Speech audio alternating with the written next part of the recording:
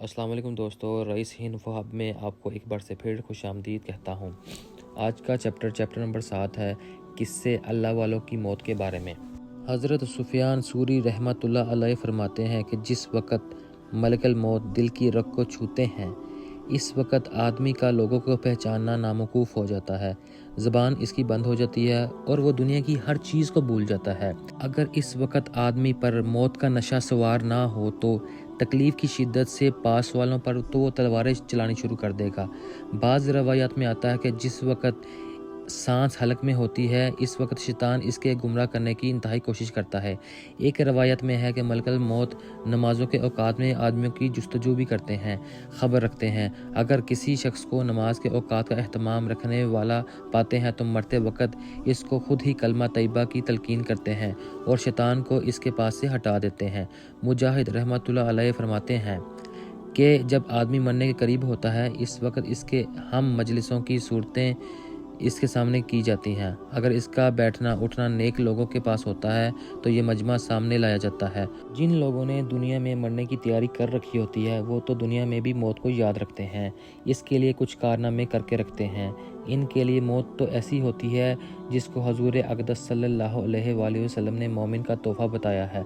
हज़रत बिलाल रज़ी अल्लाह तआला अन्हो की जब वफ़ात का वक़्त करीब था, इसकी बीवी कह रही थी, हाय अफसोस तुम जा रहे हो, और वो कह रहे थे, कैसे मज़े की बात है, कैसे लुत्फ़ की बात है, कल को दोस्तों से मिलेंगे, हजूर अक़दस सल्लल्लाहु अलैहि वसल्लम से मिलेंगे, इनके साथियों से मिलेंगे। हज़रत मुआज़ रज़ी अल्लाह तआला अन्हा के जब इंतकाल का वक़्त करीब था तो फरमाया, या अल्लाह, तुझे मालूम है कि मैं दुनिया में ज़्यादा रहना चाहता था, मगर ना इस वजह से कि मुझे दुनिया से मोहब्बत थी, ना इस वजह से कि यहाँ नहरें और बाग और लगाऊं, बल्कि इस वजह से चाहता था कि गर्मियों के दोपहर में रोज़े की प्यास का लुत्फ़ उठाऊं और दीन के लिए मुशक्क़त गुजारूं और तेरे ज़िक्र के हलकों में शरीक हुआ करूं।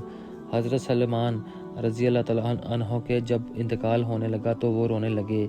किसी ने कहा, रोने की क्या बात है, तुम जाकर हजूर पाक सल्लल्लाहु अलैहि वसल्लम से मिलोगे। हजूर पाक सल्लल्लाहु अलैहि वसल्लम का वसाल इस हाल में हुआ कि तुम से राज़ी थे। फरमाने लगे, मैं ना मौत के डर से रो रहा हूँ, ना दुनिया के छूटने से, बल्कि मैं इसलिए रो रहा हूँ कि हजूर पाक सल्लल्लाहु अलैहि वसल्लम ने हमसे एक अहद लिया था कि दुनिया से इंतफ़ा हमारा सिर्फ इतना हो जितना मुसाफिर का तोशा से है। मैं इस अहद को पूरा ना कर सका, लेकिन जब वसाल पर इनके घर का सामान देखा गया तो वो 10 दिरहम से कुछ ज़ायद था और 1 दिरहम 3 का होता है। ये थी वो कुल कायनात जिसकी ज़्यादती पर रोह रहे थे। इसके बाद उन्होंने थोड़ा सा मश्क मंगवाया और बीवी से फरमाया कि इसको भिगो कर मेरे बिस्तर पर छिड़क दो, मेरे पास ऐसी जमात आ रही है जो ना इंसान है ना जिन। हज़रत अब्दुल्ला बिन मुबारक रज़ी अल्लाह तआला अन्हु की जब वफ़ात का वक़्त हुआ तो वो हंसने लगे और फरमाया, इसी जैसी चीज़ों के वास्ते लोगों को काम करना चाहिए, वहाँ की कुछ लज्जतें फ़रतें सामने आई होंगी। नेज़ जब इनकी वफ़ात का वक़्त था तो उन्होंने अपने ग़ुलाम से, जिनका नाम नसर था, फरमाया कि मेरा सर ज़मीन पर रख दो। वो रोने लगे। उन्होंने पूछा कि रोने की क्या बात है? नसर ने कहा कि आप ऐसी राहतों में ज़िंदगी गुजारते थे, अब इस तरह फ़कीरों की तरह ज़मीन पर सर रख कर मर रहे हैं। फरमाने लगे, चुप रह, मैंने अल्लाह ताला से दुआ की थी कि मेरी ज़िंदगी मालदारों की जैसी हो और मेरी मौत फ़कीरों के जैसी हो। अता बिन यस्सार रहमतुल्लाह अलैह कहते हैं कि एक शख्स के इंतकाल का वक़्त करीब था। शैतान इनके पास आया और कहने लगा, तू मुझसे छूट ही गया है, मेरे बस में ना आया। वो फरमाने लगे, मुझे तुझसे अब तक भी इत्मीनान नहीं है। जरैरी रहमतुल्लाह अलैह कहते हैं कि हज़रत जुनैद के पास इनके इंतकाल के वक़्त मौजूद था। वो कुरान शरीफ पढ़ रहे थे। किसी ने अर्ज़ किया कि ये तिलावत का क्या वक़्त है?